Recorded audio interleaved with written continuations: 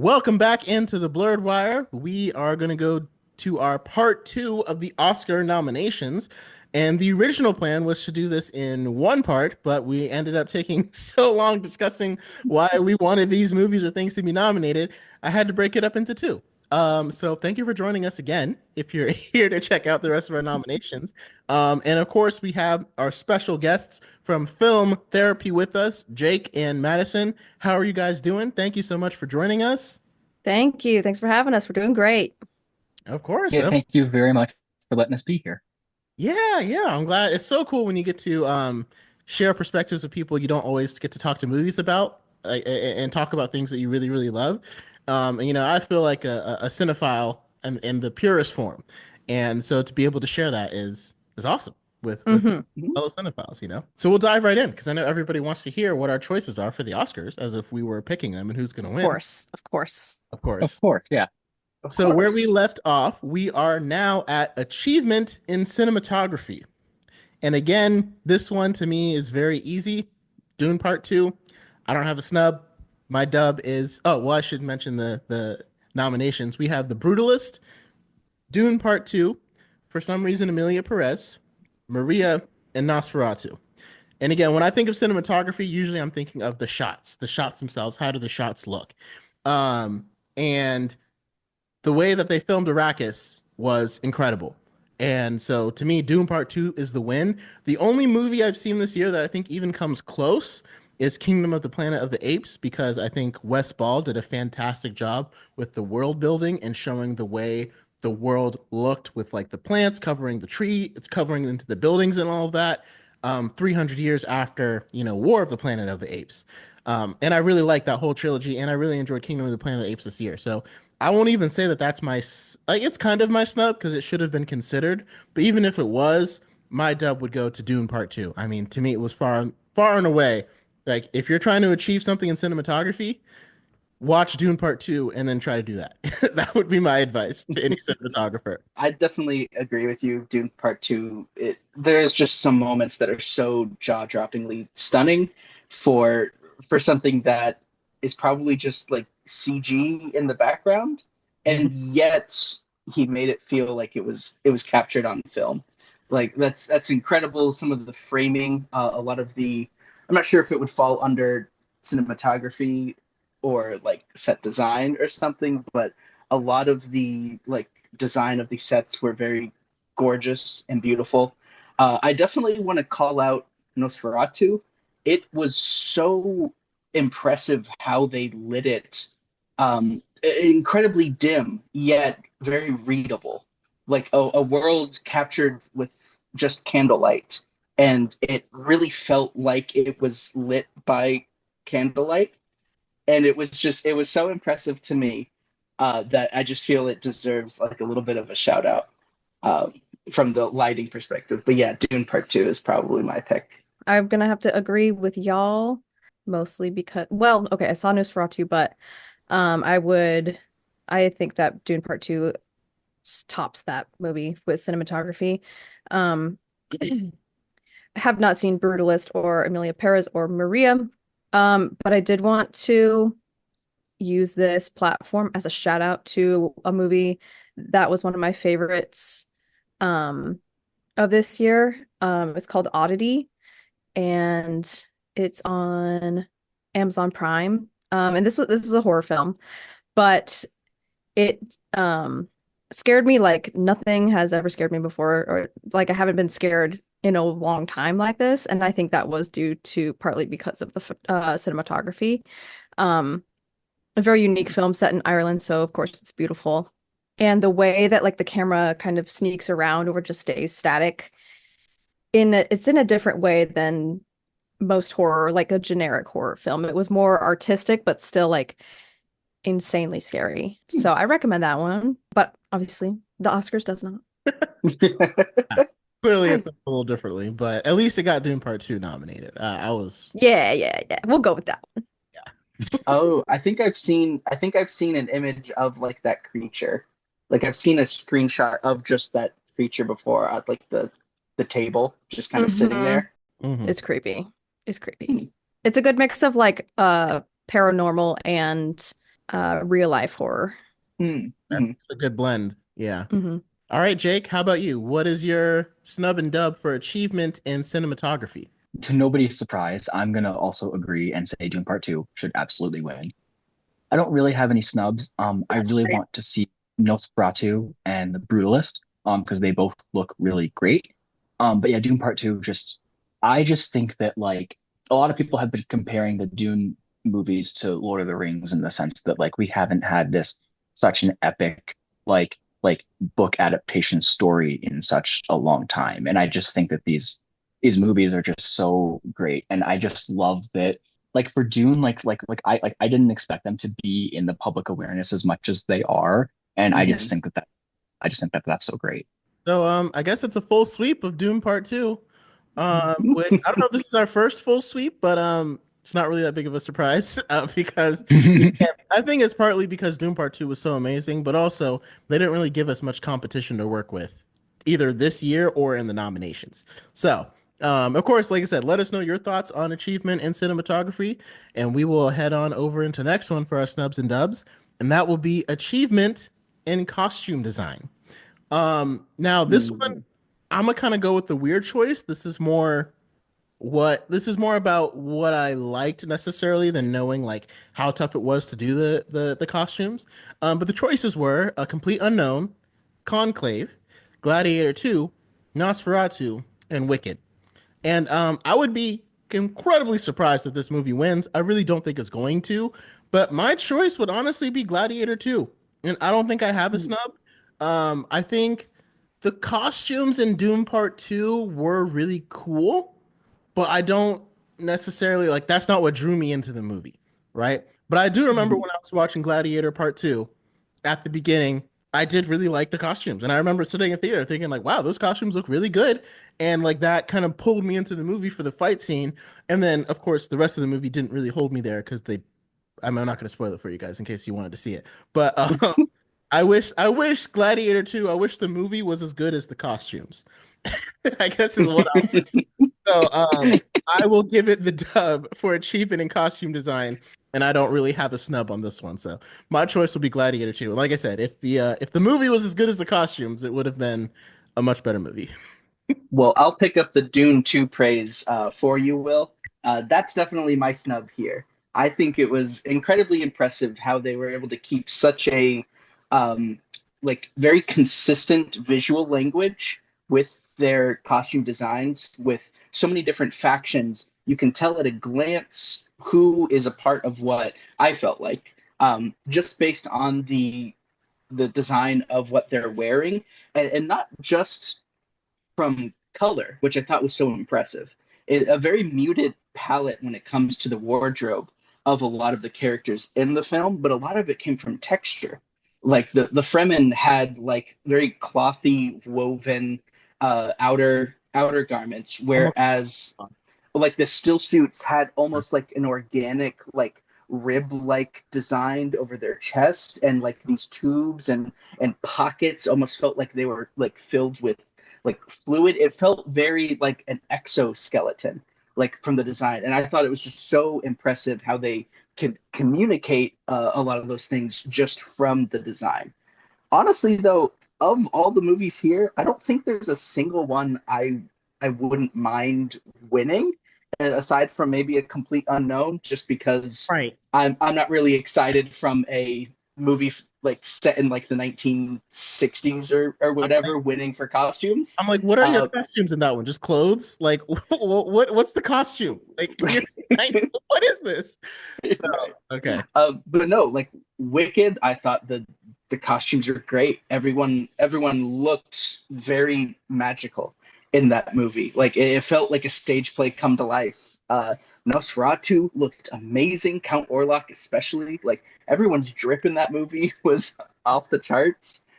Conclave, like the robes and the garments were so meticulous, but also like it really helped put you in the conclave itself. Like it helps you set where exactly you are. And so if I have to pick, I'd probably say conclave just off of a gut, but truly I don't think there's there's any that I would feel is really like shouldn't have won. Let me ask about Wicked. Is it how like CGI are their costumes? Are there any part where their Mm. costumes are CGI, or is that more like production design? I think when I'm looking back at the movie, I don't remember seeing any costume that was like, oh wow, that's CGI. It seemed like the effects were very practical. Mm, Like the green skin of Yep. Elphaba was very practically done. Like I think that was makeup. And I think when we get to that category, it'll probably be my win for that one because it looked completely natural that she was just green. mm, I think they also did a lot of physical sets as well, like mm. ones that you would be surprised. Like I was surprised to learn that, oh, they actually went through the effort of making this almost like Venice-like waterway, like pillars and archways and structures. Like that was an Wow. actual set. It was not just CG. So there was a lot of love in this production. Yeah, a lot Wow. of Okay. practical effects. That's really good to hear because I was just kind of envisioning watching two people in front of a green screen. So Right. okay. All right. Well, that's good to know. I think that Wicked will probably win. But off of my gut, I was like, oh, Gladiator. I bet that one has a lot of talent put behind it. Just because, yeah, I think like the farther back the period piece you go, the harder it gets. There's less reference images and more room for like creativity and accurate creativity, I guess.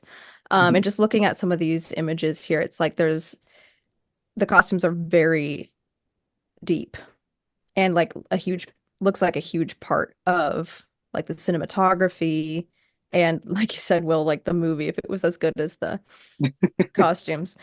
So yeah, when instantly looking at these, I was like, I bet, yeah, Gladiator 2 probably has great costume design. But I probably think Wicked will win.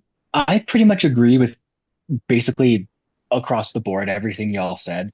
Um, Maddie, I think you're right. I think Gladiator 2, costume wise, would be really impressive because of the period piece aspect, and also because they're trying to tie it back to. I don't know the difference in time between the first and the second in terms of like the timeline of the film's stories. I think it takes place 20 years after the first one. Okay, so it's not super long. So Mhm. kind of having to harken back to that, but also like making it its own thing at the same time. That just sounds like a really Yeah. interesting technological feat to do. And I also agree with what Ty said about Dune Part Two. So if I'm gonna give a snub, I'll give it. I'll do that, of course. But I just like the those and I'm talking about both parts as a whole here, but still, especially even just part two by itself, even the the uh the part of the reason why these movies are so easily digestible is because of the costume design, because and obviously because of the locations too. But like you know what the Atreides are wearing, you know what the Fremen wear, you know what the Harkonnens wear, you know what the Carrinos wear, and everything. So it's just I just really like that aspect of that. One thing that I thought interesting, and I don't know if this was just speculation, or hang on, I don't know if this was intentional or not. Costume design of Florence Pugh's character gives the same vibes as the childlike Empress in the Neverending Story with the white and the head wrap and everything. And then in one of those movies, the actress who plays her in the third one is Julie Cox, and she also played Princess Irulan in the Dune sci-fi miniseries. So it's kind of connected in this weird Weird. roundabout way. Hmm, that was I pretty definitely I just see thought it that was with interesting. the little head jewelry with Yes, like the teardrop. and then just the all white dress and everything.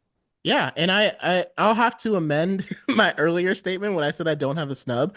I think I just have to agree with you guys based upon the nominations. I don't think you can sit and you can't watch A Complete Unknown and then watch Dune Part 2 and then be like, yeah, A Complete Unknown had better costumes. And I think it's the one that deserves an Oscar nomination. There's no line of reasoning. Like anyone who did this, I would sit them down and be like, okay, watch this movie. Now watch this one. Now tell me which one has the better costumes. And don't lie to me because it's just people in the 90s. It's not even a period piece. It was 30 years ago. I still like I have clothes in my closet that could work in A Complete Unknown. So I don't there's no way it should be here and Dune Part 2 not be here. And I feel Yeah, like how? Right. I think the only reason why I would still choose Gladiator 2 is because again, the costumes in Dune I think are better, but just Hmm. Dune Part 2, the costumes, they established that in the first Dune. A lot of those same costumes they brought back, and obviously those were all phenomenal. I think Gladiator 2 improved upon the costume design from its predecessor. Of course, its predecessor is 20 years old, so if it didn't improve, that would be really sad. But it did improve on its predecessor, so I will still keep it with Gladiator 2. But yeah, there's no way Dune Part 2 should not be here with a complete unknown being up here. That's Mm. does not make any literal sense. Yeah. So I think we're about to head into the biggest travesty on this entire list, and that is achievement in directing. And I'm going to read off the nominations. And for everybody listening, I want you to hear who I don't read off. Right, like that'll be the interesting part. So we have Anora, Sean Baker, The Brutalist, Brady Corbet, A Complete Unknown, James Mangold, Emilia Perez, Jacques Audiard, and The Substance, Coralie Fargeat. I don't know if I said her last name right. I maybe butchered that. So, and obviously, there's one name that is not on here that I don't understand why it's not on here. And that is going to be my snub. And that, of course, is Denis Villeneuve for Dune Part 2.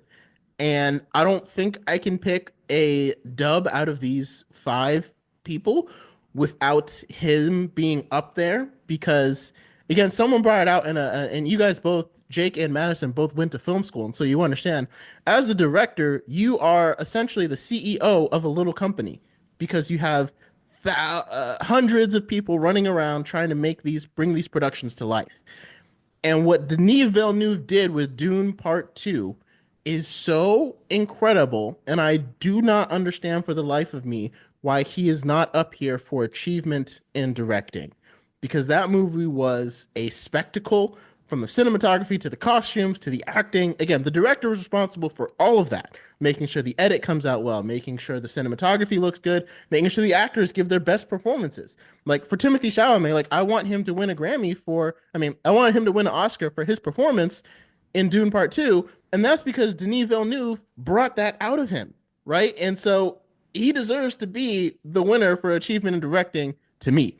So to me, out of this entire list, the biggest snub here has to me has to be Denis Villeneuve for Dune Part 2. And I know this is starting to feel more like a review of Dune Part 2 than the Oscar nominations, but if they nominated the right movies, That's okay. we wouldn't have to do this. I think we could just have a footnote that says all of our snubs is just Dune Part 2. If it wasn't there, you could just go ahead and slide it in. Even documentary, yeah, go ahead and throw it in there too. Yeah. Of course, it's a documentary. It's set in the future. We don't know. we Yeah, we don't know. We don't know. It could be. That's true. The thing that gets me the most is like you could argue like, hey, well, okay, Dune Part 2 was a great movie, but we don't want it to win every category. Like we don't want it to have like all these nominations where it's just Dune Part 2. But then it's like you gave Emilia Perez 13 Oscar nominations. If there was any movie that deserved to have 13 Oscar nominations that came out this year, it was Dune Part 2. If you're gonna give 13 to a movie, give it to the one that deserves it. So, sorry. Exactly. I'm gonna get off my high horse here. So yeah, it's a tie. Go ahead. No, you're good. Achievement in directing, snubs and dubs. So yeah, I would think that Denis, just not even on the back of just Dune Part 2, which I thought was a great movie, but like I just think he's a really great living director right now. Like I think he has a lot of legs when it comes to like all of his films. Because I don't think there's ever been a Denis movie that I've seen and I thought it was really poor to any like substantial degree. I always feel impressed whenever I watch something that he does because it truly feels like he cares about whatever he's talking about. Like it feels like a director who's always 100% all in to tell the story as he's trying to tell it.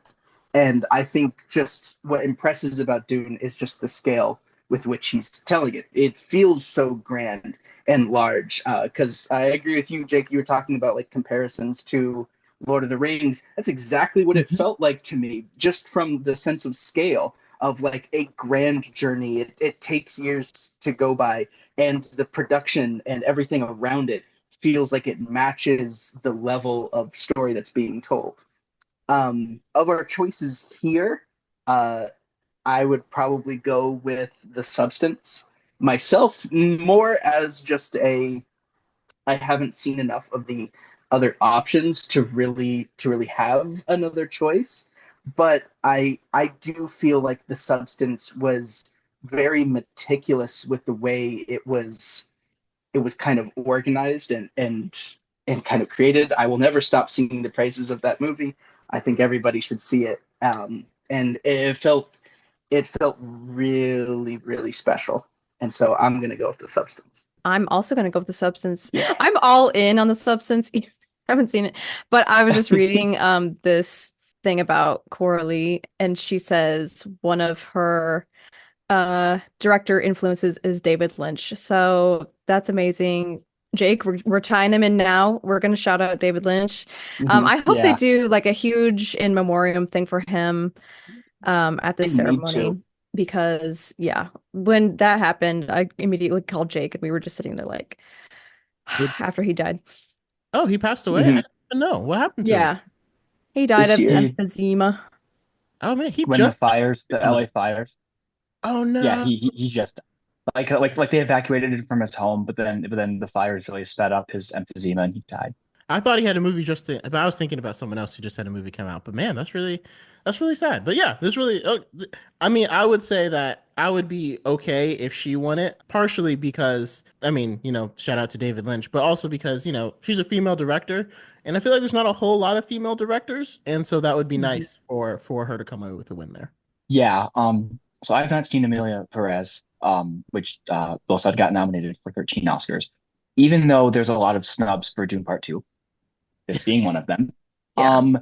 I'm hoping that potentially, since at least for Denis, Dune Messiah is going to be the last one that he directs. I'm hoping it can just be like a Return of the King, where it just sweeps the Oscars whenever Messiah. Mhm. Doing Yeah, Messiah. maybe they're just Because Yeah. waiting. They're holding They're out. just waiting. Uh-huh. Because yeah, there's a lot of comparisons to Lord of the Rings and but like in a really positive way, Like where Mhm. where it's like here's one story, and also the original Star Wars trilogy too.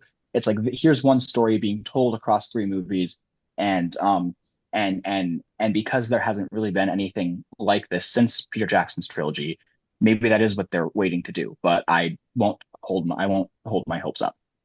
Right. Um, Yeah. but Denis has actually only been nominated for Best Director for Arrival, and he has never won.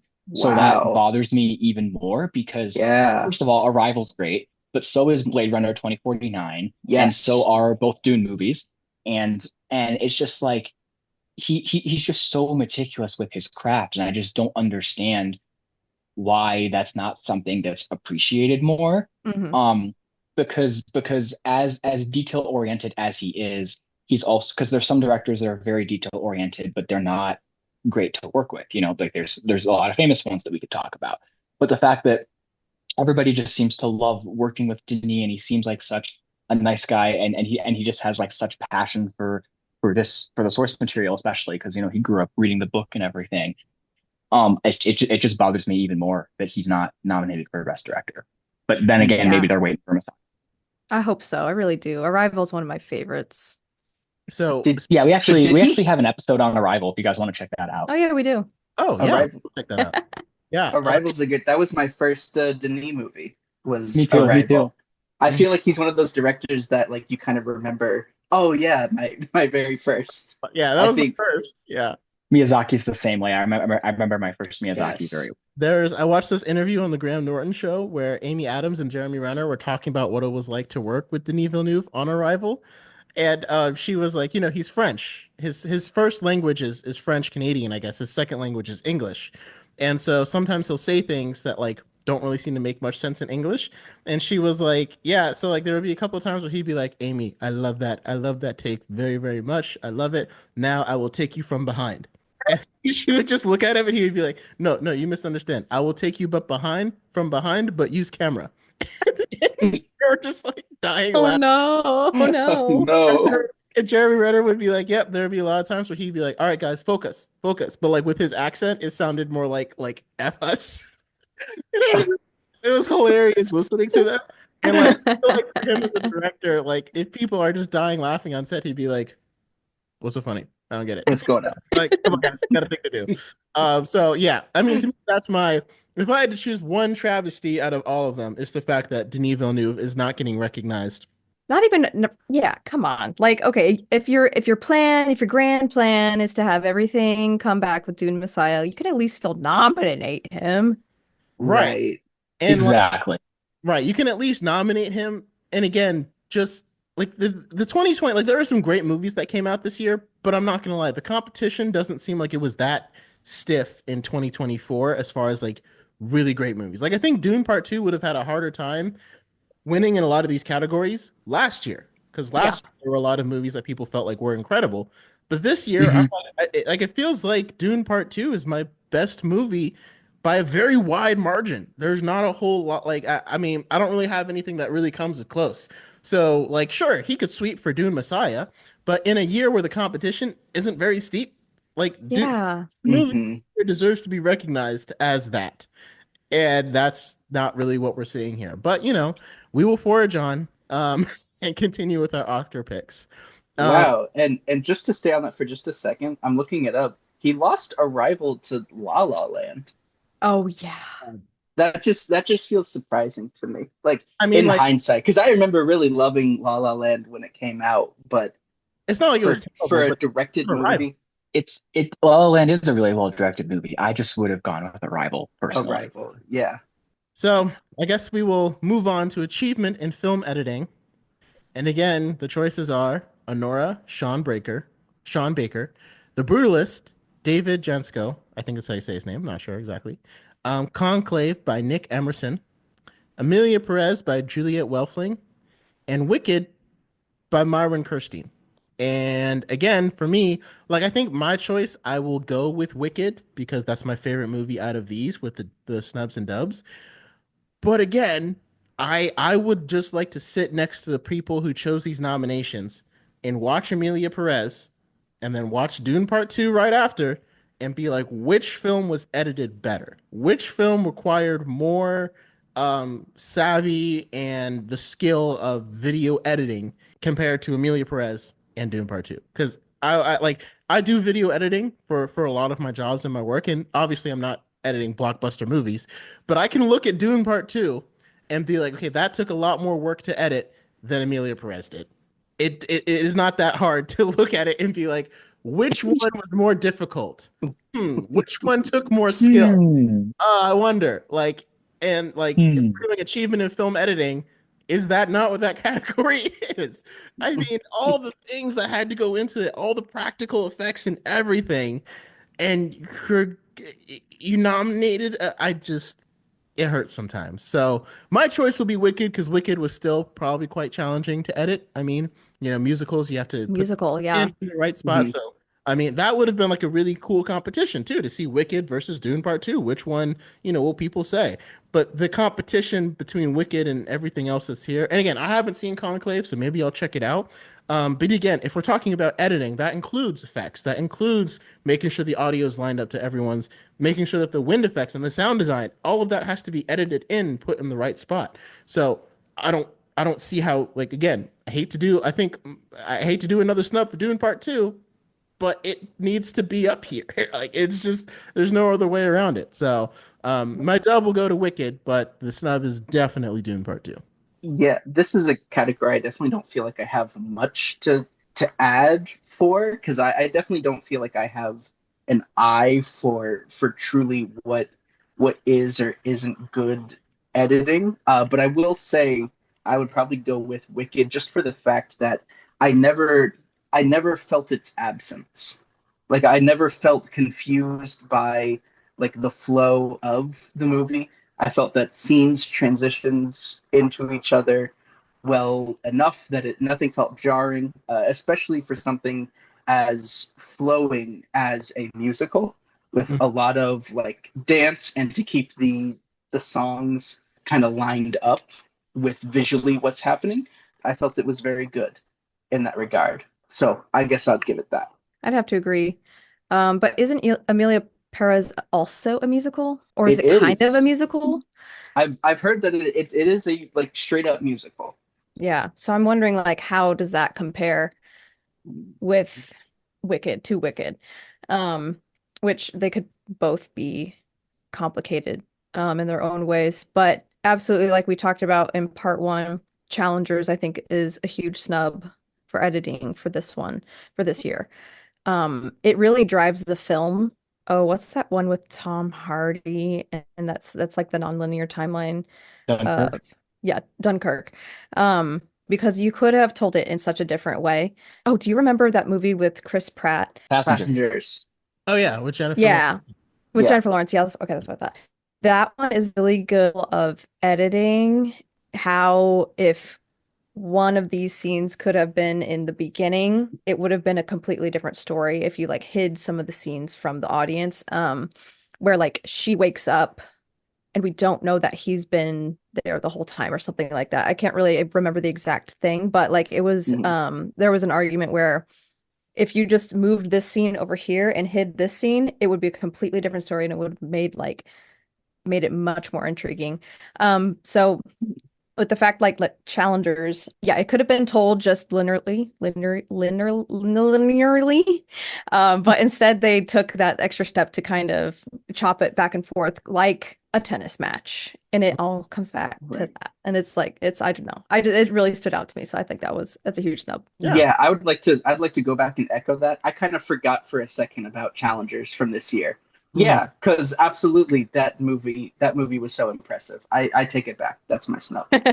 I am still in the Dune Part 2 corner, but I'm gonna have to pick Challengers for this one also. Yeah. Just because the editing in that movie is just so well done, which I know is like the most basic answer I can give, but basically, yeah, like Mhm.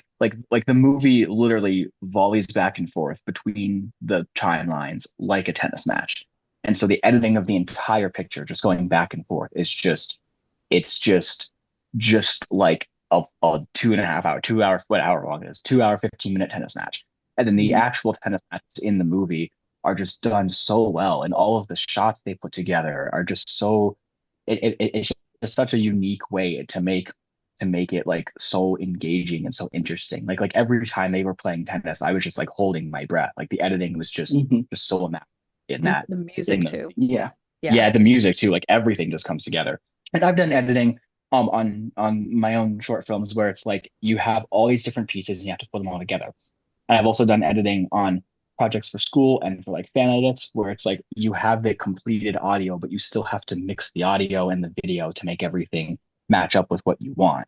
And both of those are really different, but really unique experiences, even though they're kind of say they're very similar, but also very different. I have no idea what it's like to edit a 2.5 hour movie from scratch. But at the same time, like with the editing experiences that I have, like I'm already just like that just feels like so much. There's so much work that goes into it. And I still feel like it's Mhm. in terms of general movie going, people who aren't as cinephiles as much, it's pretty underappreciated still, I would say. Yeah, Yeah. they're Mhm. gonna put that in the commercial break. Like they don't, nobody cares. I think it's like Yeah. there's you can do editing That in like a basic way and you can make a movie. But then Mhm. you can take it to the next level with Challengers where it's its own art style. Yes. It's Yeah. like a character itself Mhm. within the movie. And I think even if Dune Part 2 had been nominated, first of all, I love how Jake was like, if it was between Challengers and Dune Part 2, I would still go Challengers, as if both of them were nominated, like just pulling out what was. Like, I'm just going to choose these two. I don't really care what's happening there because it doesn't really matter. Well, if I ran the Oscars, that's how it would be. Yeah. Exactly. And I'm like, I don't know if this would fall into editing, but I know in Wicked there were a couple of one shots where, the camera is panning around and people are acting, but it's one shot. Like the scene doesn't change. You don't cut to another scene in a lot of the dance scenes. And that's tremendously difficult to pull off because you have one shot to get it right. If you mess up, you have to start all over again because as the editor, if someone's not in the right place, you can't just cut to another scene that you have that was done correctly if it's supposed to Right. just be one continuous camera shot. So again, I don't know if that falls into editing or more cinematography, like or even just that's really just about the actors being able to get it right in one shot, because that's very, very difficult to do, and a lot of them are able to do it. So that I can say, like, even if Dune Part 2 is here, maybe I would lean towards Wicked if I include that, because again, to me, the one shots, that's a feat in and of itself, because every moving part has to happen exactly correct every single time, including a lot of the sound and stuff that's going on. So maybe that would help me like keep Wicked towards the top. And again, I suppose I shouldn't like, terrorize Emilia Perez for being up here if I have not finished the movie or seen it. And it is a musical too, and I'm sure it took some challenge to edit as well. I just, based upon the other ones, now Brutalist 3.5 hours, that could win an Oscar just because that is a freaking long Mhm. time to edit. Mhm. Like it Just can from the take workload itself right, just the of work. just It can editing. take me 3 hours to edit a 3-minute video, right? So whoever edited The Brutalist, David, like I think he just deserves one just by himself for the amount of time that he put in. He was the chief editor on that, because that is like it was like a lifetime. That is a vacation. That's a lot of time. That was a lot of time. Um, I mean, we're just so lucky that we're growing up in the age of digital editing in a sense, because imagine like in like the 40s and 50s when they were making like Ben-Hur and the Ten Commandments, and those are like 4-hour movies, and you had to edit those by hand. By You had hand. you had to do that whole thing. Like three and a Mhm. half hours can be the assembly cut of like a 20-minute short film, or even shorter than that. So imagine all the footage and all the takes that you have for a 3.5 hour movie, where that's the runtime of the movie. That's not the runtime of everything you have. Like Mhm. I mean, that's just insane. That just blows my mind. by the time I'm done editing both parts of our Oscar nominations, it's probably going to be 3.5 hours. I should get a grant. I should get an Oscar for that. Yeah, Very yeah. long. Moving on, we have achievement in makeup and hairstyling. And this one for me is easy. I don't really have a snub. I would just choose Wicked. Because oh, sorry. Let me get the nominations first. We have A Different Man. We have Emilia Perez, Nosferatu, and The Substance, and Wicked. And again, like I was saying, to me, my choice was Wicked. I kind of touched on it a little bit earlier.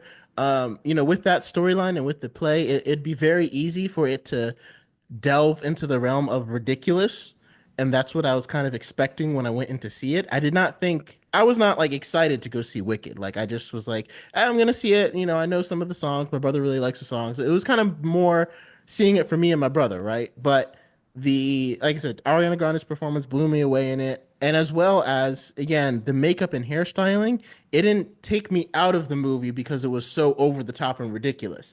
It was enough to make them be in the world of Oz and feel like you were in the world of Oz. But at the same time, again, it didn't cross that line to make me be like, oh, what am I even watching? And again, Cynthia Erivo, she looks like she's green. Like, I think I saw her first as green, then before I actually saw her. Mm. And I'm like, oh, I gotta remember, she's black. Like, I gotta actually remember that because I've seen her as green for this entire movie, and it looks so realistic. It's like, well, let's not forget what her actual skin color is here. So yeah, my choice would go for Wicked. I don't have a snub on this one. My choice would be Wicked, and I do feel like the nominations make sense for this one, at least based upon the movies that I've seen. But my choice would be Wicked. I think Wicked is probably going to take it. It's my prediction of what's going to get it, but it has to be The Substance for me, strictly because it's a movie about appearances, specifically for like the kind of pressure that is placed upon women, the desire, like the pressure to stay young, and the fact that they use makeup and hairstyling in that movie, like to also fit the themes of the film itself. Like it works hand in hand. And the fact that it is like when you see Margaret Qualley's character look very, very done up for her like her exercise tapes. It's not just that like they did a great job with like her eyeshadow or having her hair up like for the period that it's in, but it's also commenting on that for the time itself, for the pressure that places upon women. It's using it in a way that no other movie I saw this year used that category. And so for me, I have to give it to The Substance. I All sure right. it also looked very good. Like everyone's makeup looked great because it's also it's a body horror movie, and in the second half there was so much like practical designs at the end. I won't say what because I think you should see it for yourself. But it is very gross and believably gross by the end, and it was just so impressive. Everything I've learned about the production and like the makeup for the creatures is so impressive. Yeah, Awesome. I'll take your word on that one. I'll take Yes. Yeah, I think Wicked will most likely win out of these. Well, I don't know. Nosferatu was very impressive. Just in like the Bill Skarsgård Count Yes. Orlok character alone, like what even how do you cast Bill Skarsgård and be like, yeah, I want him to look like this? Right. And that's yeah, I thought that was really impressive. But I'm gonna use this time to shout out another movie that I loved this year. It's called Night Bitch, starring Amy Adams, I read about that movie. and she turns into a dog. Yeah. Oh. There's some I'm looking And at these images on It's Instagram like right he's now. like instantly intrigued. He's like, "What? She turned? wait, I need no, this." I just got to know, like in a werewolf kind of way, or like just like a She golden turns retriever, into like like an Aussie. Yeah. oh, So is it more like Ghostbusters or the Shaggy Dog? The Shaggy Dog. Okay. okay. It's funny because like whenever I log onto Disney Plus 2, since it's integrated with Hulu, Oh I like yeah. see it pop up and then it's right next to like Star Wars, and I'm like, one of these things does not belong. Like that's Yes. for you, and I'm like, why do Oh. you keep suggesting this for me? If hey, whatever, it's my but yeah. I thought some of the effects were really cool. There's there's a point where she lifts up her shirt and she has like six extra nipples on her belly. Um, she starts to grow a little like nub tail. She's got like all this random hair growing. Oh, like on her like her lower back, she starts to get hair. It's super gross. But it's a movie about being a mother actually and what it's like to be like a stay-at-home mom and how she just feels like this animalistic emotions inside of her due to being a mother and like that's kind of like coming out in a metaphorical way by turning into a dog. That sounds so interesting, but It's like at the I'm same adding it time, to the list. that wasn't that like the premise of an old like Goosebumps episode where like a Oh, kid turned into a dog? I don't know. There's Probably. one where I think he turns into a werewolf, but that might be a different one. Oh wait, no, are they Oh. running from a werewolf? I don't remember.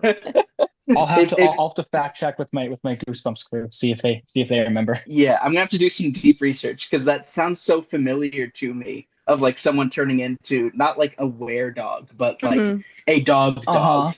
And I don't know if I'll have to look into it. But that sounds like a very interesting concept. Mhm. It is definitely. I really don't have much to say on this one. It's kind of all been said. I have not seen Wicked or Nosferatu, but just based on the clips and trailers that I've seen, I'm gonna go with those two, which I know isn't entirely fair because I haven't seen those movies yet, but I will at some point. Yeah, And that's just kind of all I have to say. I think this might be the first category where I'm okay that Dune Part 2 was not nominated. Yeah, I agree. Sure, I'm just like, you know Not what? that the That's makeup's okay. That's bad, fine. That's fine. not that Uh, the makeup's bad, but it's just there, you know? I It's mean, good, but it's not, it's you not what know. makes the movie. Right, right. Right. Next up, we have original score. And for this one, the caveat is it must be an original score. So you can't, so that's why a lot of sequels are generally prohibited in this category because you can't use the same score that you've used before. So like before we all go, oh, Hans Zimmer, Dune Part 2, it was disqualified because Hans Zimmer used a lot of the same score from Dune Part One, which makes sense because he wanted to bring people back into that same world. So if there's a way we could like nominate that one from 2021, I would, but not how this works for original score. So we have The Brutalist by Daniel Blumberg, Conclave by Volker Bertelmann, Emilia Perez by Clement Ducol and Camille. I'm butchering all of these names, so sorry, be patient with me. Wicked by John Powell and Stephen Schwartz, and The Wild Robot by Chris Bowers. And my choice is actually going to be kind of surprising. I'm actually going to go with The Wild Robot by Chris Bowers, just because when it comes to score and scoring, like Wicked to me obviously had the best music out of any movie this year because Cynthia Erivo's vocal performance was absolutely phenomenal, especially on Defying Gravity. She was incredible. But that's not the score, right? The score is it's not the musical pieces. The score is what the music is playing while people are doing things, the music that kind of puts you through.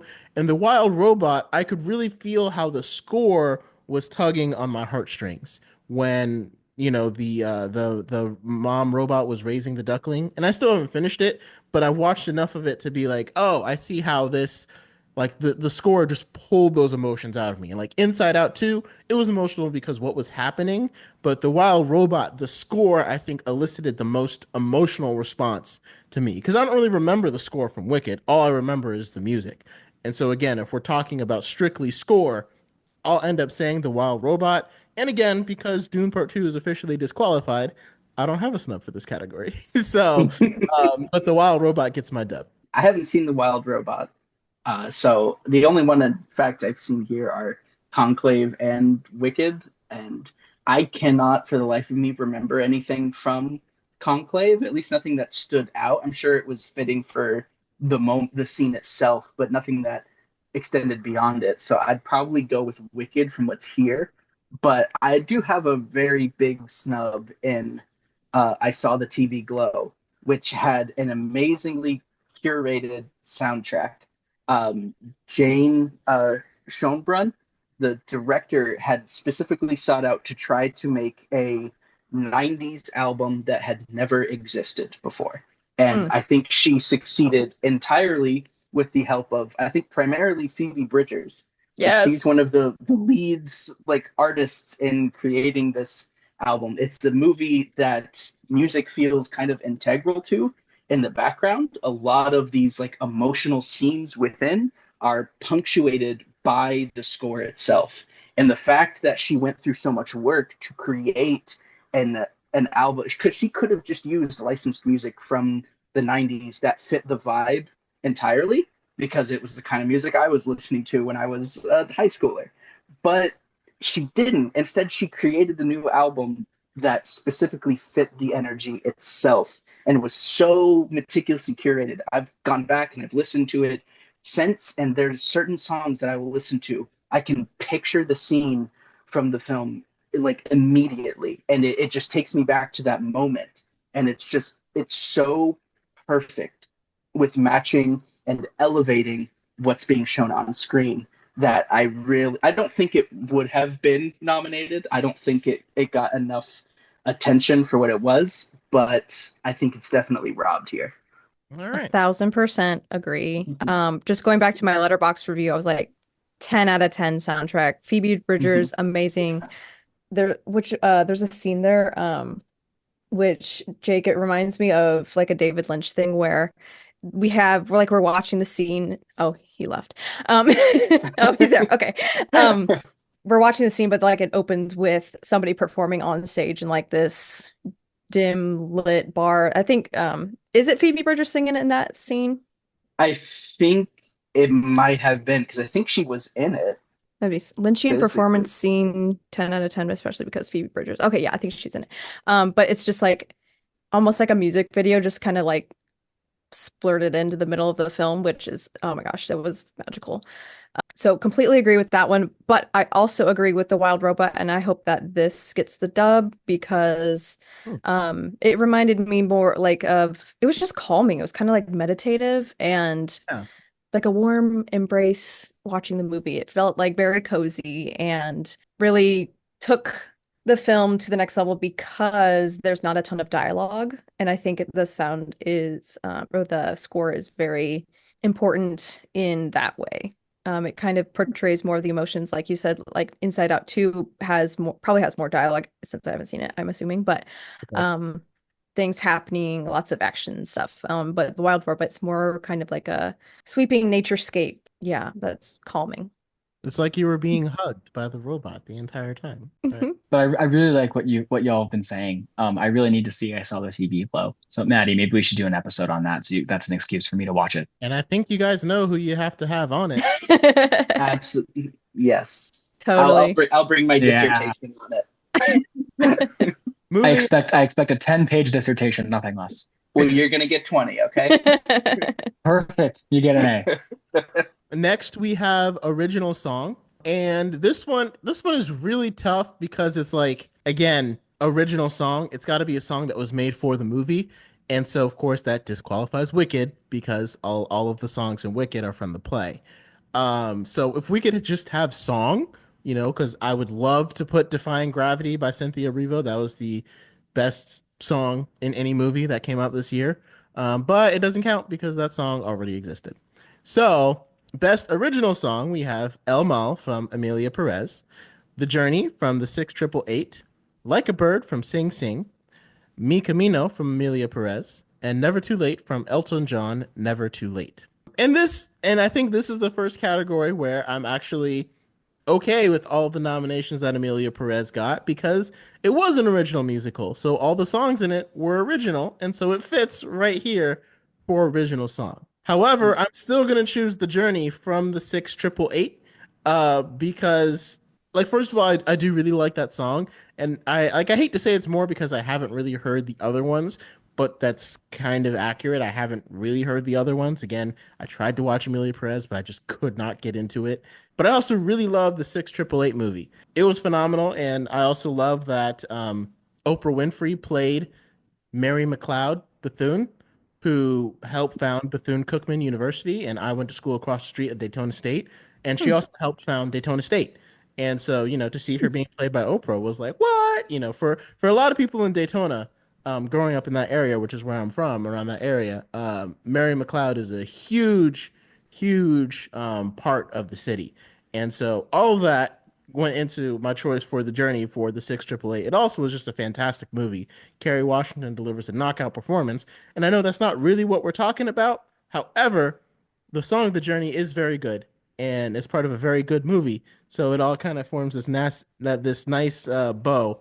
And also, a lot of streaming movies don't tend to get a lot of love in these categories, so I'm glad to see the 6888 that came out strictly on Netflix, is getting some love. So my choice is going to be The Journey, and partly because of the song, but also partly because I really like that movie. So I know it's kind of cheating, but I don't necessarily have a snub for this category because I don't think any of the movies I saw this year, I don't remember there being an original song that I was like, yeah, I really like that. So that'll be my pick, The Journey. I think this is the category I have the least to say about. I have not heard a single one of these songs, so I've got no skin in this game at all. Like, I close my eyes, flip a coin, and choose. Skip me. Yeah, I have really no opinion on it. I didn't even know there was an Elton John. I'm assuming it's a biopic based on the title. I didn't No know. idea that there was an Elton John movie at all this year. I may go with Jet just because I do enjoy Elton John's music, but for a snub, I would just have to pick something off of I Saw the TV Glow soundtrack. I was just raving about it. I'm gonna go with Claw Machine with Phoebe Bridgers. Yeah, this is the easiest category to catch up on, and I still have not seen or listened to any of these songs either.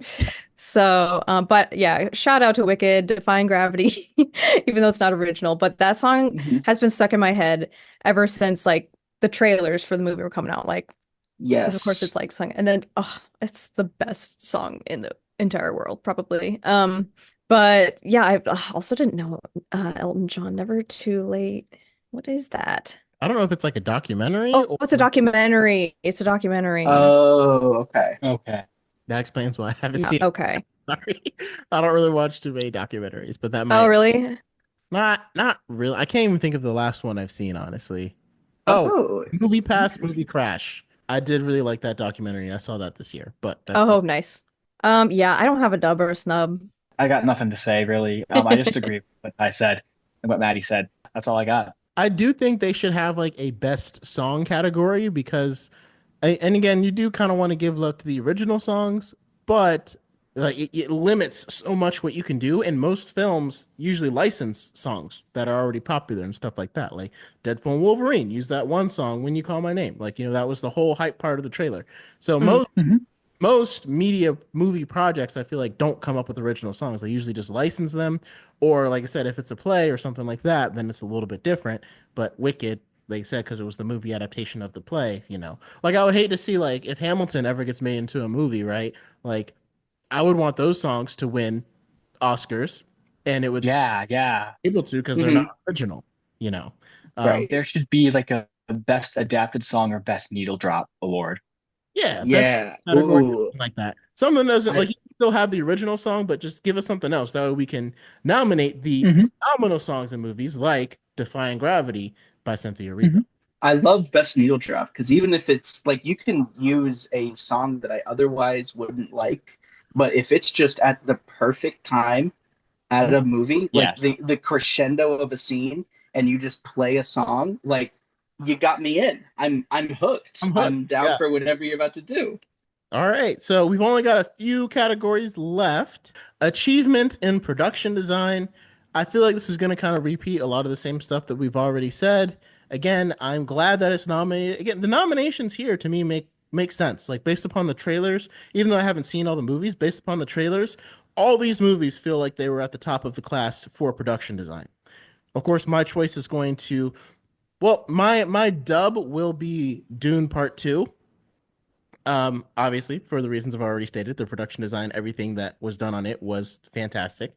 But I think actually my snub, this is going to be kind of out of left field, would be Deadpool and Wolverine, which it was a movie that I, I enjoyed. I had a good time in the theater. I didn't love the plot because I thought it was kind of all over the place. And I think I'm a huge Marvel, like most of my being a cinephile comes from Marvel. Like watching Marvel movies made me want to study videography, right? Because Marvel is like that's where I live. And it's not like it was phenomenal, but also they did have to showcase a lot of different productions and sets. Like they had to show the void and what it looked like, and I think they did a great job showing the void. I think they did a great job, and a lot of the special effects I feel like worked really well in Deadpool and Wolverine. There was only a couple of scenes where I was like, I don't really know if that looks as good as it could. So again, I definitely don't think it should win over Dune Part Two. But I think I'm comfortable saying that like I think Deadpool and Wolverine should have been at least considered for this category. And again, that's mostly because I haven't seen a Brutalist or Concave or Nosferatu.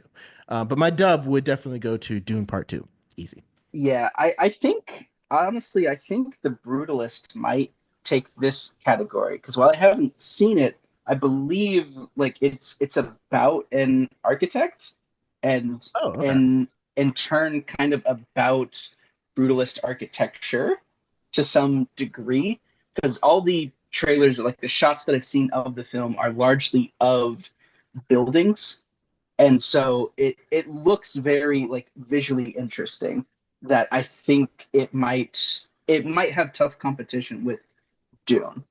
Dune's absolutely going to take my pick though. I really don't think I have a snub for this category. Dune is just it's so gorgeous, and it yin and yangs back and forth between different areas so flawlessly, and Mhm. at the same time it makes a largely barren planet feel so alive with a lot of like the staging and the sets, whether you're in like a Fremen siege and you're in like these catacombs with like this giant pool of water, and then you cut to like the sandy planet's surface, or you cut to like Christopher Walken's, I forget his character's name for the second, but Christopher Walken's garden that you're Emperor, in. no, right? Yeah, Yeah, Emperor Shaddam the Fourth, Carino. yeah. There, thank you, Saddam. But like you cut between all these gorgeous sets so effortlessly, and like I think you were talking about, Jake, about like Denis' attention to detail. I think it Hmm. really shows in those sets, because I feel like if it was a 3D environment for me to explore, I get the feeling that if I like took a book off the shelf, it would be filled in. Like it's not just a Mhm. book for set; it's like an Mhm. actual, like tangible book in this world. And I think it's just so impressive when you watch it that yeah, there's no other choice. For the record, I just would like to establish that Ty, this is going to be posted, and it is officially in record that I knew something about Dune that you didn't. So I just No, I'm gonna need you to edit that part out. you need to We cut that can I'm gonna say it again. Emperor Shaddam, Carino, right there. You can use that and The just fourth. go right. The fourth. Oh, come on, twice now. Okay. out. That's gonna go You on know record, what? public record. Take my Dune card. I don't deserve it anymore. Oh no. I know. I lost it. What would you I'm all caught up here with the CG. So I want to nominate one for visual effects and one for production design. We do have a Which visual effects category that comes. right, so like with Wicked versus Dune, they're both nominated for both categories. Mhm. Um, what do you think is more production design or visual effects? I mean, it's got to be production design, like because you can, it's the production design, but it still can be CG, obviously, and a lot of it is, a lot of all movies are nowadays. So it's kind of like the ideas that go behind that. Okay, so yeah, okay, go with Dune then because yeah, all the worlds that collide in this film, the creativity that goes behind that, it's kind of unmatched. I think unmatched is the perfect way to describe Dune Part 2 this year. That's just perfect way to put it. Any thoughts to add, Jake? Dune. That's it. That's my thought. Really? I didn't see I'm that kind of surprised. What? out of left field. Like, whoa, I okay. wasn't expecting Dune there for Man, you. spicy. Yeah, very. Yeah, like it's a take filled with melange, you know? Mm-hmm. Ooh, you're just flexing on your knowledge of Dune words now, aren't you? After you Hmm. got me with Emperor. Okay, I see how it is. All right, so now we have my favorite category, which is this is where I fell in love with movies and cinematography, and that is achievement in sound. Because my like I would absolutely love to be a sound designer or a Foley artist working on some of these movies. That's why I'm went back to school to try to learn more about it. And that's my favorite part about films and audio technology is the sound design aspect. I love how you can create sounds out of the craziest things. Like in A Quiet Place, they use crab legs to create the sounds for the monsters, and it's just so awesome if you see the behind the scenes. So for achievement in sound, we have A Complete Unknown is nominated, Dune Part 2, Emilia Perez, Wicked, and The Wild Robot. Now, I do think we kind of need a category in achievement in music because a lot of people are going to confuse like sound with music, but there's a huge difference between the sound and the music because the sound is the sound effects obviously, but also the achievement in music is like if you're in a musical or something like that. So like to me, if it's achievement in sound, A Complete Unknown, Emilia Perez, and Wicked don't really make sense to be here because they're musicals. So that's an achievement in music, but there's not a whole lot of like expansive sound design that goes into those movies. But so my dub here is going to be Dune Part 2 because the sound design from the sandworms to the explosions, all of that stuff to the atomics, like all of that is part of the sound design. Now, if it's achievement in music, obviously Wicked gets the nod. But that's why I'm like I don't know if they split those, or I think they're just kind of combining them into one thing. Because again, when I think of Wicked, the first thing I think of is not sound design. I would say Deadpool and Wolverine has more sound design than A Complete Unknown, Emilia Perez, and Wicked put together. Because again, there's more sound effects in the movie, even just from Deadpool pulling out a sword compared to someone that all has to be created in post production.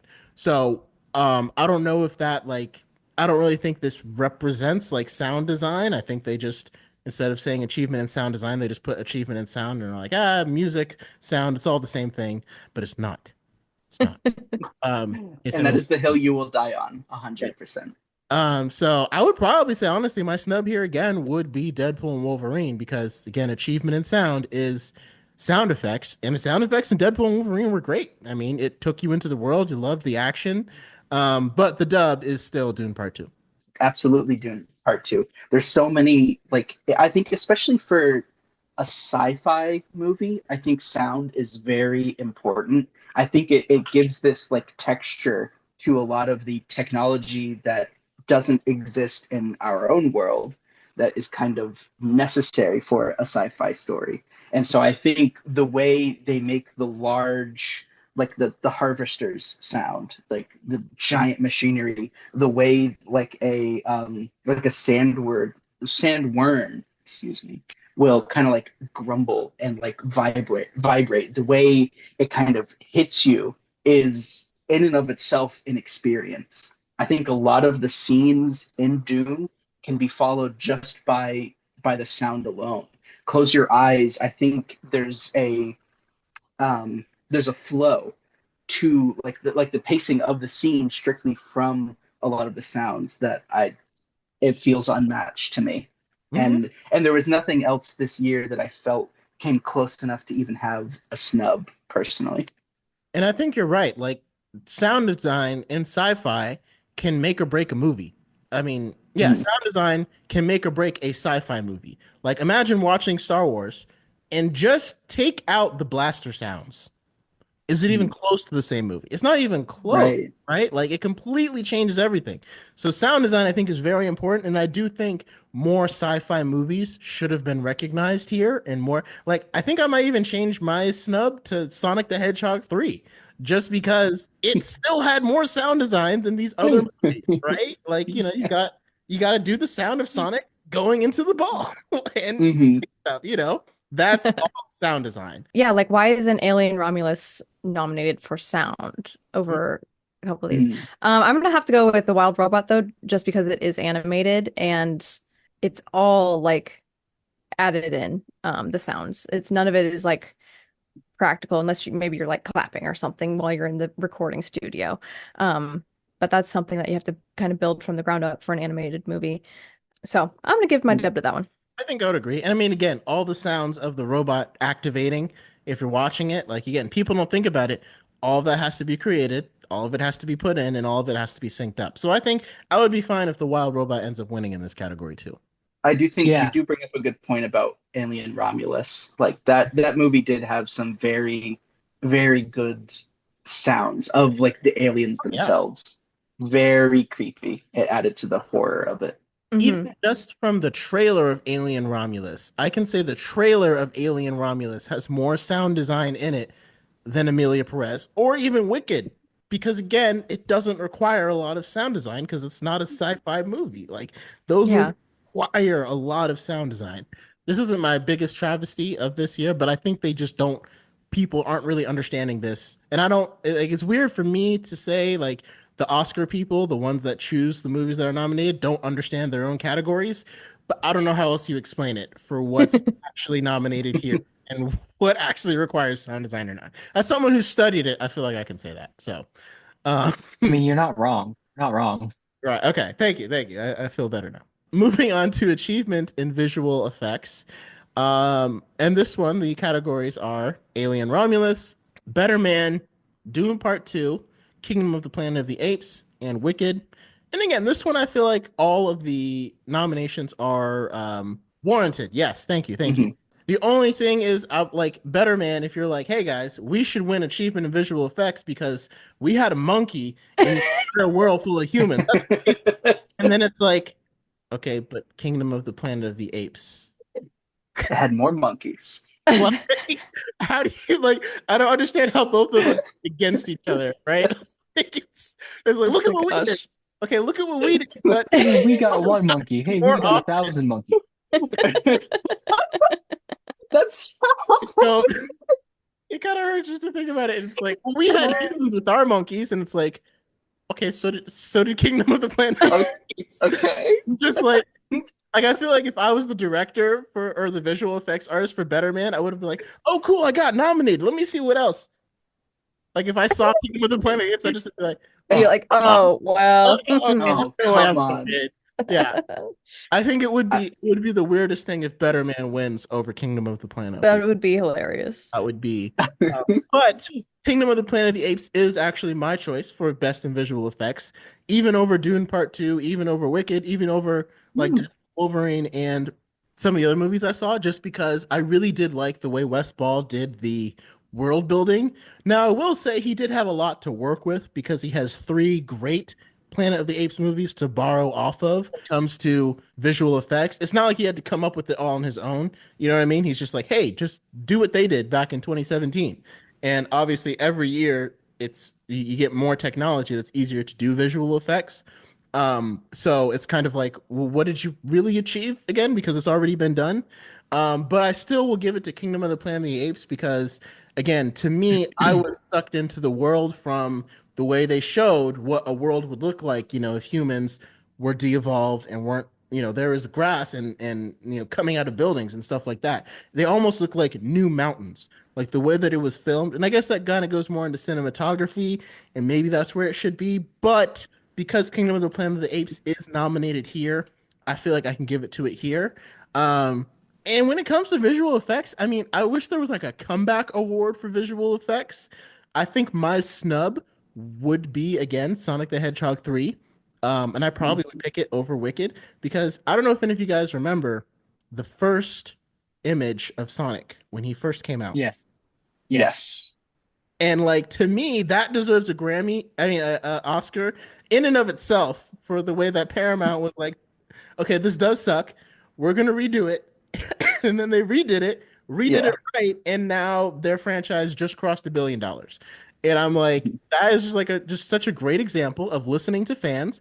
No, we don't know how to do the visual effects all the time. I have no idea what I'm doing, but I can look at something and be like, that sucks.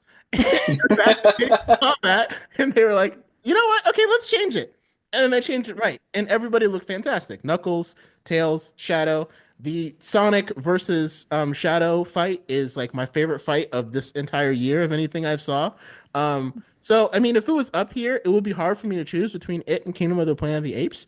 I might even choose it just because of what it was able to accomplish by correcting the visual design. Because when we first saw Sonic, that franchise was not getting to $1 billion. It was not. But they fixed it, and now here they are. And the fourth one is gonna. They could keep doing. They could do four, five, six. Like they can just keep going because they listen to their fans. So I guess I would probably choose Sonic the Hedgehog 3 over Kingdom of the Planet of the Apes if it was nominated. But my official dub will be Kingdom of the Planet of the Apes. Sonic the Hedgehog 3 is a close second, or as my I, step. I think there should be an award for online bullying, and Sonic the Hedgehog would win every single year They from should now word on. it something different so then people that like the toxic nature of people doesn't they don't get to feel entitled True. Yeah. that they win. Yeah. Right. The only good instance of like bullying executives. We need to rename. We'll workshop a name, but it was very Yeah. important that they did that. I think I'd probably give it to Dune Part 2 here, although I am really happy to see Alien Romulus up here because I thought that it was incredibly creepy to watch. Like it was one of the few times in theaters without saying have you guys seen Romulus at No, I all? haven't seen Romulus No. yet. I need. No, I'm just really happy it's on here because there's some creature designs and there are some scenes that really had me like white knuckled in the theater. I was grabbing onto the armrests like for dear life. They were so creepy and intense that I thought it was really blowing me away.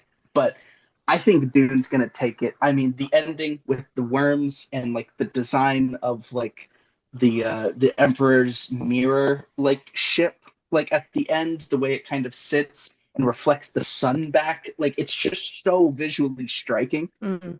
It's like stuck in my head, and I think it's gonna stay there for a long time. Yeah, I don't really have a strong opinion about this one. I know that Dune Part 2 has incredible visual effects. I just don't know what to compare it to with these rest of the nominations. Mhm. So I'm just gonna leave it at that. Now, Nice. Madison, are you going to see any of the Romulus? Do you care about spoilers? You can spoil it. Okay, because I have a question for Ty. because I Mhm. haven't seen it, but I've heard about it. So at the end, Mhm. there was a CGI thing that happened Yes. where someone came. How did you feel about that? Because like from what I've heard, like one critic described it as like, yeah, Alien Romulus looked great until he's like until you get to that last part that looked absolutely horrible. And he was like, if I'm given a salad and everything's looking good, and then you put a rat turd on it, he's like, I'm gonna be like, this sucks because there's this one thing that's ruining the whole thing for me. And I was like, wow, he feels very, very strongly about that. But I was Dang. curious No, what you that thought about it. no, that was the thing that had me white knuckled at the theater. I Mm. thought it was incredibly good, and it's all thanks to. I'm trying to find. There's a Because very specific was actors. yeah, he Uh, was like resurrected with CGI or something like that. It was like a what? CGI resurrection. That's what I heard. It was some kind of like It's CGI it's a resurrection. it's a birth. It's a birth. So Oh, she, okay. so she gives birth to this like half alien, half human hybrid, and it's very intense and creepy, and it's all thanks to the actor I think who portrayed him. And I was trying to find his name. Like he's 7'7" in real life. Like Oh my God. he is a very tall man. The prosthetics they used for him incredibly creepy and intense and terrifying, and it's amazing. One of my favorite experiences in theaters Dang. from last year. All right, we're on our last two categories, and this is writing. And I kind of feel bad trying to judge this because I don't like I don't obviously write movies, so like it's hard for me to judge like the writing of a movie. But again, I feel like I can look at something and be like, that's not good.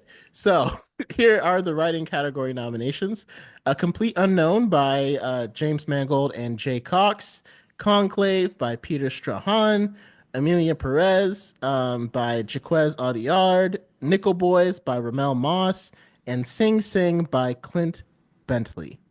And these ones, writing is adapted screenplay, which, if I'm not mistaken, means that movies that are based off of something else can be included in this category. Mhm. Which, again, to me makes me wonder, okay, why is Dune Part 2 and Wicked not in this category? Because again, it's an adapted screenplay, so you are allowed to include things that are not original. So I do feel like those two both should be nominated here. I don't really have a dub, and I feel like I have like a lot of snubs in Deadpool and not Deadpool, Doom Part Two, and Wicked. I guess I need to look. I need to, but I do want to see Nickel Boys. I want to see Conclave. So I Mhm. guess I would need to watch those two to really make my decision here, and eventually see a complete unknown. But again, to me, the writing in Dune Part Two was fantastic and the writing in Wicked was fantastic. And there was a lot of things in it. Like there was a scene where Ariana Grande is like, I didn't get my way. I need to lie down. And she just falls backwards and two people like pick her up. And it was so funny. And all of that is writing. So I'm like, Dune Part 2 and Wicked should definitely be nominated here.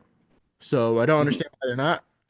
And I think I would just choose between, and even that would kind of be a toss up to me too, because action isn't necessarily the writing, and like whoever wrote Paul Atreides' speech deserves an Oscar in and of themselves. But whoever wrote Ariana Grande's lines also deserves an Oscar. So like for me, that would be very tough to choose between the two of them. Um, I don't even know which way I'm leaning, but I just know they both should be up here. So I don't Mhm. have a dub, and this time I have two snubs in Dune Part Two and Wicked. So how about and Inside Out too?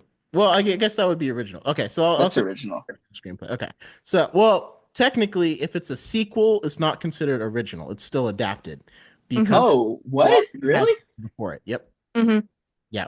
So Dune Interesting. Part Two, Inside Out Two, and Wicked, all snubs for writing an adapted screenplay. I think Conclave, from what I have seen, should take this because it is largely a movie that lives or dies by its dialogue. It's the source of all the tension. It is the source of the movie itself because nothing really else is happening, and it provides so much of it. There's all these like little secret back meetings and like hallways or empty like auditoriums where people are just talking, and it had me like biting my nails. I thought it was so impressive and also a little educational because like I didn't grow up Catholic, so it was really interesting to see like I felt like I learned a lot of how how the Pope is chosen, how cardinals interact. Like it made me very interested just in like the process itself, and I think it's from a lot of the strength of the writing. But yeah, like I think how do you not have Dune up here is such a snub. It's probably my most passionate snub for Dune, just because it's a notoriously difficult book to try to adapt to a Oh, film entirely. Many directors have tried before. One of my favorite documentaries is about Jodorowsky's Dune. I think a South American director who tried to do a Dune adaptation, but it just fell through, and it really highlighted just how impossible, like how difficult it is to adapt it. And I think Denis left a lot on the cutting board, on the cutting floor from Dune, but he did it in service of the specific story he was trying to tell. And I think the fact that he knew just what to cut out and what to keep in to tell the version of the story he wanted to was so impressive that it should have been nominated. I think I agree with you on that, and I think that would rocket it to the top for me to make it like, okay, adapted screenplay, it should be Dune Part Two because again, you had to make a lot of decisions on what you were going to do and not do. And so you made the decision to like, hey, maybe let's not have the 5-year-old kill Baron Harkonnen because that didn't really play out so well. Let's just not do that. And like having He should have kept that in. do that. That's the one thing. That's the I one- genuinely wanted to see like a little 3-year-old child, because that's how David Lynch is doing. He kept Yeah. that in, and he's got the Alia voice. It's so funny. It's so funny to see. The source material can fall into ridiculousness very quickly, but Yes. the decisions that Denis Villeneuve made, like again, usually I am not for cutting out storylines or changing things, like things that come from the comics. Like every Marvel movie is an adapted screenplay because it comes from the comics. And usually I'm very against changing your original script. But I will say what Denis Villeneuve chose to leave out was all the right decisions. And I feel like he made all the right calls with this. So I think based upon like what you were saying, Ty, I think Dune Part 2 does deserve to win this category just because not only did you adapt it, you made the right choices in what to keep and what to highlight and what not to. So, Yeah, we've seen proof of this being a bad adaptation. And here it is existing in this wonderful adaptation by Denis.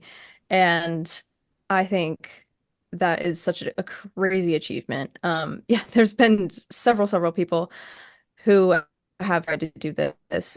The book is so dense and throws so much at you that you really have to pick and choose what you do and how you do it. And yeah, I think that's the biggest snub for this category as well. I would like to see Conclave win. So that was based on a 2016 novel by Robert Harris. So that's where that is adapted from. I would be curious to see like how much of the dialogue is. I mean, writing a screenplay is completely different than writing a book or novel. So I just think I was impressed with the writing for that film. Nickel Boys, I've seen a lot of people or a few people like talk about how they loved this movie, and has this been the only one it's been nominated for? I feel like it has, so it'd be interesting to see that one win as well. I don't think there's bad choices, but I'm like, what is Emilia Perez based off of? Oh, it's an opera libretto from the chapter of a 2018 Oh, novel. Okay, so I guess it's also I Oh, thought it was an original, but I guess it is adapted. So on to the last category. Thank you guys so much for staying with us. I will be collecting my Oscar for editing a 4-hour podcast at some point. So for original screenplay, we have Honora, written by Sean Baker, The Brutalist, written by Brady Corbet, A Real Pain, written by Jesse Eisenberg, September 5th, written by Morris Binder, and The Substance, written by Coralie Fargeat. Again, apologize for the names. Sorry, guys. So for snubs and dubs, I haven't seen any of these movies. Just gonna admit that right off here. So I can't really say that I have a stump or a dub.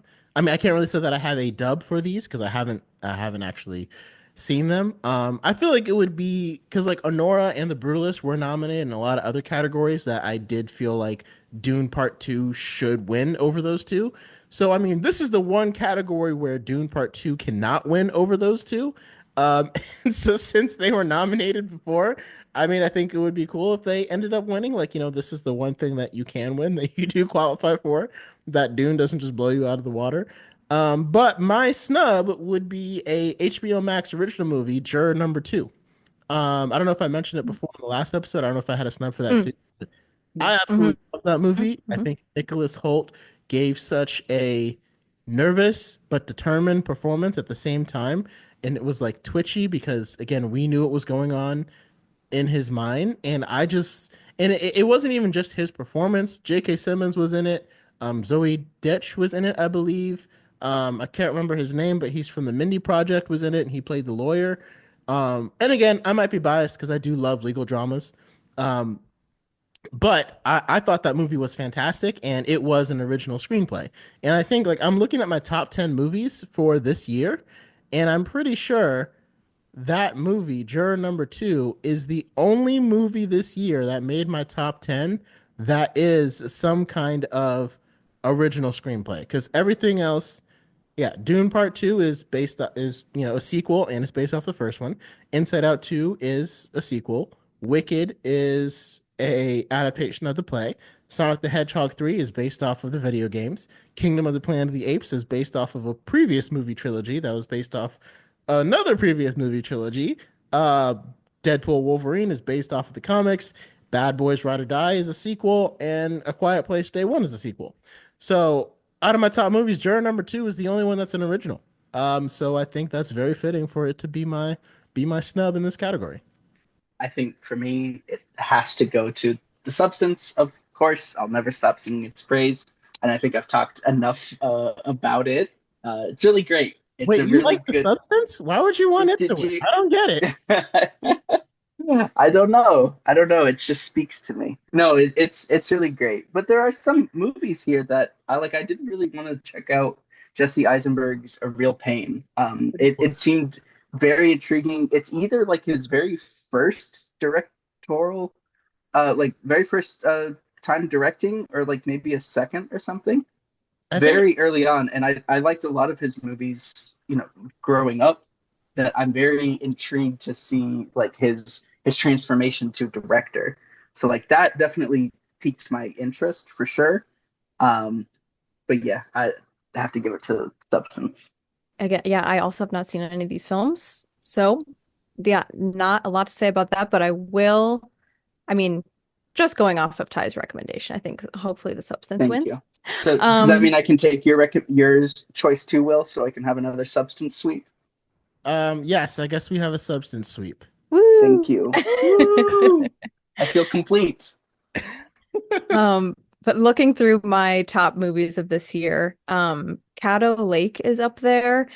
This was released on Max in October, and it stars Dylan O'Brien and Elizabeth's, Did you say or sorry, cat? Eliza Scanlon. So it's called Caddo Lake, and this is an original script by written and directed by Celine Held and Logan George, and actually produced by M. Night Shyamalan, which don't at me. I love M. Night Shyamalan. Yes. He I was think he's what great. He's had some misses, right? It's hard to forgive him totally, for the last totally, Airbender, but For sure. absolutely, he's not dead to me. absolutely. But But like he's had some bangers. that's like where I started loving film was watching his Mhm. films. So I gotta shout out my boy. Oh, have you seen Trap yet? Yes. Oh, okay, okay. It's funny. Trap and this other one that I watched this year have like similar ties, and it's like one side of the script is this other movie and the other side is Trap. Hold Oh, on. interesting. What is that? Don't Move. Yes. It's not very good either, but It's where did I watch this one? I feel like this was on Max too or something. Nothing to note, but it's just kind of like the same. The antagonist is kind of like the same person, and it's like, okay, this is the Oh, part okay. that we don't see in Trap, and then we go and this is him later on. Like, but anyway, Cattle Lake, yeah, it is a kind of a time travel world bending story. And it was super intriguing. Like if you've seen something like The Lake House, with Sandra Bullock, it's kind of similar to that, where you're going back in time and jumping timelines. Oh, also, I think did I mention? Yeah, I did mention this last time, but Outer Range, that kind of Yeah. time travel aspect of it. So, Hmm. I really, really loved that film this year. So, if I had a snub, I would say it'd be that one. I do wonder if the Oscars will ever kind of explore more genre categories, because obviously with the Grammys, everything is split into Yeah. genres. But I'm also like Oscars. I mean, you could have had best horror movie instead of having like a horror movie go against a drama movie for best movie. Hmm. We could get, okay, what was the best horror movie? What was the best drama? Like even having best coming of age story, because like there was a movie Hmm. Turtles All the Way Down that came out on Max starring Isabella Massad, and I loved that movie. It was Hmm. fantastic, but I don't think it fits in any of these categories. But if there was a young coming of age category, it would absolutely work. Best action movie. I think Deadpool and Wolverine would have, been a nice submission for best action movie. And, obviously Dune Part 2 would have won handedly best sci-fi movie. So I wonder if that's something they will do just to allow movies to kind of compete within their genres rather than competing against Yeah. always having to compete against another genre. Because like if there's any horror movies in any kind of best picture or anyone's nominated for a horror movie, I will never see it or know it because I just don't do horror. So it's like Right. it has no chance in my book, basically.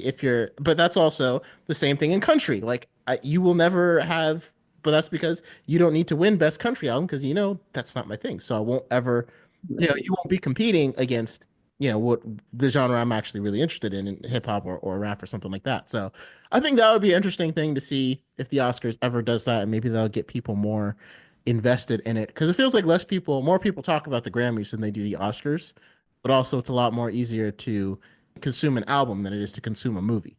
So Right. Yeah.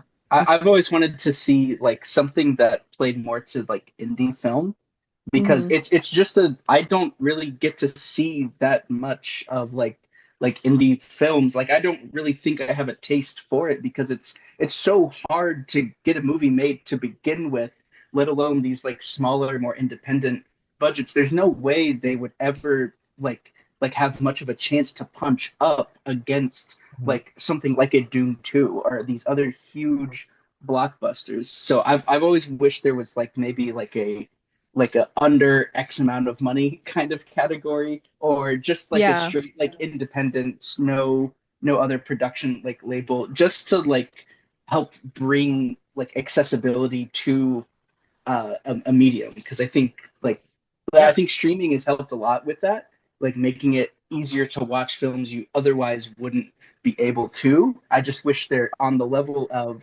singing praises, like at an award ceremony. Like I wish there was more of an emphasis on like up and comers or smaller projects. I think maybe they've live action shorts, but I wish there was something more specific to that kind of I mean, filmmaking process. it could just be best indie movie. Like that could be a great category. Mhm. Uh, Hmm. really give a lot of exposure to people making smaller movies. So uh, Totally. Because I think, yeah, because you can have like your independent documentary be nominated for that category because Right. that's not a huge like blockbuster film. And I think that's where you can kind of ease into the Oscars is through that or like the short films type thing. Yeah. and Yeah. there's a lot of categories that can almost feel redundant. I mean, we went through film editing, production, visual design, and cinematography, and it's like, I would trade at least one or two of those categories to get some genre categories, so I can pick my best action movie, best sci-fi movie, best coming of age film, best horror. You guys could pick that one, stuff like that. So yeah, I guess we'll see in the future. Maybe who knows? Maybe the Oscars people will hear this and take our suggestions. So Yeah. You hear us, people? Come on. Yeah. make sure you keep thoughts below, and I'm also going to include a link to this awesome Movie Pass is doing a thing where like fans get to choose. And I think it's really cool because you can choose what you want to win in each category, and you can also type in an answer, right? So that, you know, like we're doing dubs and snubs, it gives you a chance to put in your snub and say like, no, this movie should have won. And they're gonna do a, I don't know if you have to sign up for Movie Pass to see it, but they're gonna do a whole like a poll or something to show what the fans actually wanted to win Ah, Oh, way to cool. get people more invested. Yeah. So make sure you check out the link in the bio and drop your thoughts because, again, it does kind of feel like there's a disconnect between the Oscars and the fans right now, and it would be interesting to see if this kind of helps bridge that gap. So, yeah, let us know your thoughts, of course, and until next time. Until next time, this was the Blurred Wire.